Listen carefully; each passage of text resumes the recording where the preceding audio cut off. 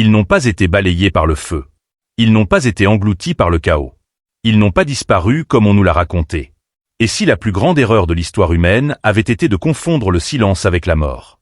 Lorsque l'on observe les vestiges laissés par certaines civilisations anciennes, un détail revient sans cesse. Elles ne se sont pas effondrées comme les autres. Elles ont cessé. Curtailment.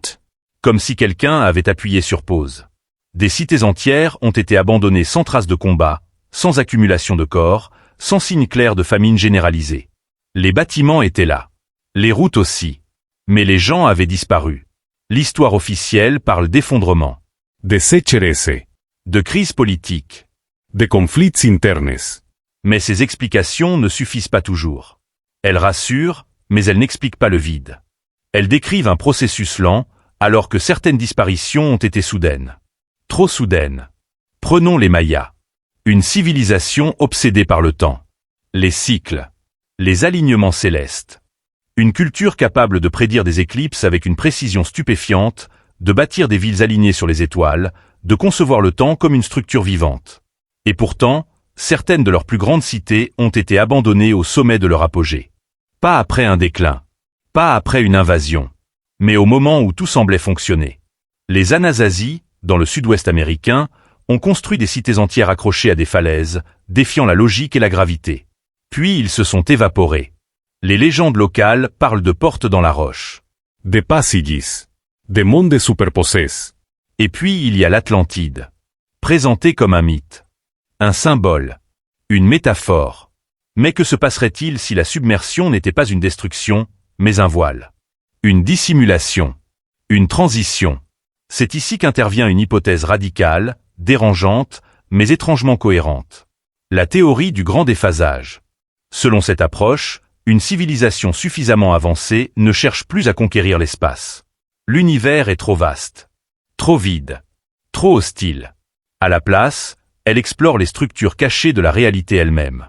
Les dimensions supplémentaires suggérées par la physique moderne. Les couches invisibles de la matière. La théorie des cordes, par exemple, postule l'existence de dimensions supplémentaires repliées sur elles-mêmes. Invisibles. Présentes partout. Si la matière est vibration, alors changer de vibration, c'est changer de plan d'existence sans se déplacer. Comme une station de radio qui cesse d'émettre sur une fréquence pour apparaître sur une autre. Les ondes sont toujours là. Mais vous ne les captez plus. Et si certaines civilisations avaient appris à faire exactement cela? À déphaser leur signature atomique. À sortir de notre bande de réalité. À quitter notre monde sans quitter la Terre. Cela expliquerait le silence. Les ruines intactes. L'absence de transition progressive. Cela expliquerait aussi pourquoi certaines connaissances semblent avoir disparu avec eux. Mais alors une question surgit. S'ils sont toujours là, pourquoi ne les voyons-nous pas? Peut-être parce que nous ne sommes pas sur la bonne fréquence. Aujourd'hui, les rapports modernes sur les phénomènes aériens non identifiés décrivent des objets capables d'apparaître et de disparaître instantanément.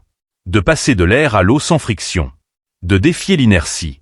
Ce comportement ne correspond pas à une technologie classique. Mais il correspond parfaitement à un changement de couche de réalité.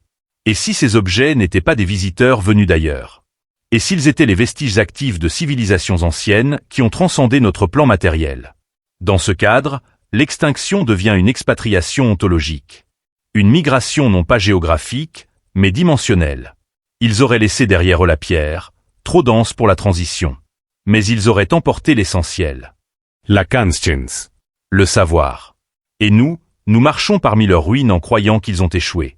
Alors qu'ils ont peut-être simplement franchi une porte que nous ne savons pas encore voir. Et si le futur de l'humanité n'était pas dans les étoiles, mais dans les couches invisibles de la réalité elle-même? Et si un jour, nous aussi, nous disparaissions? Sans bruit. Sans ruine nouvelle. Juste un monde silencieux. Et une humanité passée sur une autre fréquence.